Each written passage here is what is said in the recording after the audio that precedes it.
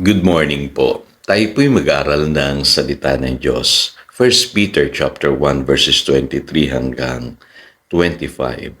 Sapagkat muli kayong isinilang hindi sa pamamagitan ng kapanganakang may kamatayan, kundi sa bisa ng buhay at di nagbabagong salita ng Diyos. Ayon sa kasulatan, ang lahat ng tao ay tulad ng damo. Gaya ng bulaklak nito ang lahat niyang kariktan.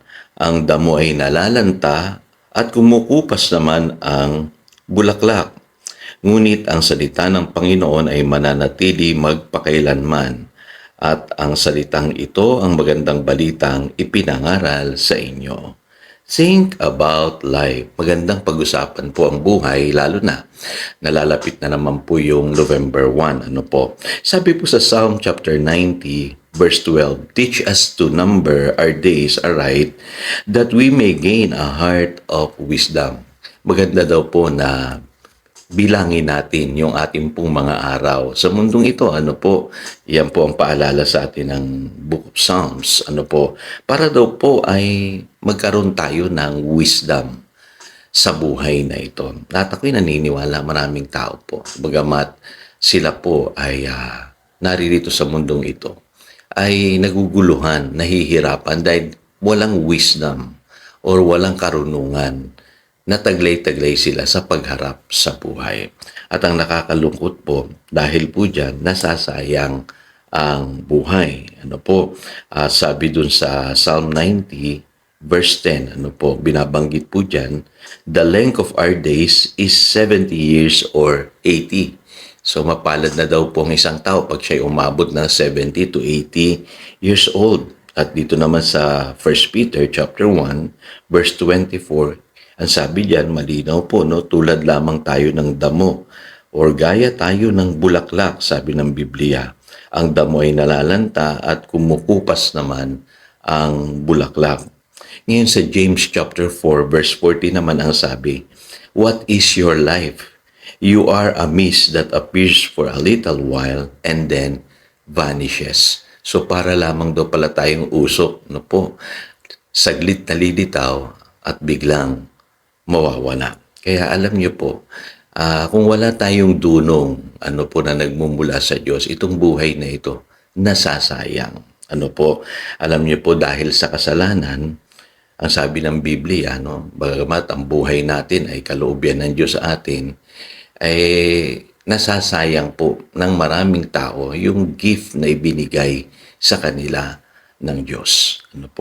Kaya maiksi ang buhay. Huwag na natin paiksiin pa. Alam nyo, dahil sa kasalanan, ang buhay umiiksi. Sinasayang natin yung binigay sa atin ng Panginoon na kalusugan, resources, abilidad, dahil hindi natin alam yung dapat natin gawin sa buhay na ito. So ang buhay, maraming nakakaranas ng kalungkutan. Sabihin na natin, malungkot ang buhay. Pero wag na natin palungkutin pa. Dahil sa kasalanan, ang tao ngayon malungkot. Dahil sa kanyang ginawang pagkakamali, marami siyang nasaktan. Pinahirapan niya yung kanyang buhay, pinahirapan niya yung ibang tao. Kaya ang nangyayari, malungkot siya ngayon. Kaya kita ninyo, kapag ang tao walang wisdom na nanggagaling sa Diyos, ang buhay malungkot na, lalo pang lumulungkot. At yung sinasabi nilang madalas na naririnig ko, ang hirap ng buhay. Pero alam niyo po, dahil sa kasalanan, mas lalo pang pinapahirap natin ang buhay pagka paulit-ulit po tayo nagkakamali. Kaya alam niyo po, yung buhay po ay kaloob ng Diyos sa atin, huwag natin sayangin. So para sa akin, ano ba ang definition ng buhay? It is a gift from God. An opportunity given by God to men to discover His plan. Para sa akin, hindi mo maintindihan ang buhay kung hindi ka makakakilala sa Diyos sa pamamagitan ng Panginoong Jesus. Maraming magagandang plano ang Diyos para sa iyo, kapatid. Yun ang sinasabi ng Psalm 139 verse 17. How precious are your thoughts about me, O God. They cannot be numbered.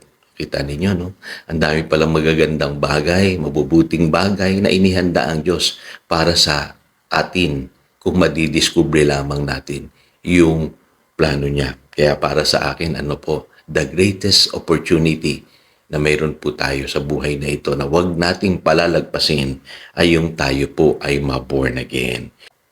Yun po yung sinasabi ng 1 Peter chapter 1 verse 23. Kasi ang sabi sa Mark chapter 8 verse 35 to 36, for whoever wants to save his life will lose it, but whoever loses his life for me and for the gospel will save it. Kasi ang tao po, kung inaakala niya kaya niyang iligtas yung kanyang sarili, nagkakamali siya. Lalo lamang siyang mapapahamak. Pero kung kikilalanin niya si Kristo sa kanyang buhay bilang kanyang tagapagligtas, doon lamang niya masusumpungan ang totoong kaligtasan sa buhay na ito. Yun po sinasabi ng talatang yan. Kaya huwag natin sayangin yung pagkakataon na tayo po ay ma-born again. Yan po yung greatest offer ng Diyos sa atin dito po sa buhay na ito. Kasi sabi ng Biblia sa 1 Peter chapter 1 verse 23, for you have been born again, not of perishable seed, but of imperishable through the living, enduring Word of God. At ang sabi sa Biblia sa verse 25, but the word of the Lord stands forever. Lagi niyong tatandaan dito sa buhay na ito, kung hindi natin kasama ang Diyos, napakahirap po, napakalungkot po, napakaiksi po ng buhay. Pero kung tayo po ay mapuborn again, madidiscover natin ang dakilang plano ng Diyos, yung kaligtasan na inihahandog niya sa atin at sa pamamagitan ng pagiging born again, mas madidiscover natin ang magandang plano ng Diyos sa ating buhay sa pamamagitan ng Kanyang salita. Kaya pag-isipan natin ang ating buhay, mga kapatid. Ito si Pastor Jojo nagpapaalala upang daluyan tayo ng pagpapala, manatili tayo sa kanyang salita. Good morning.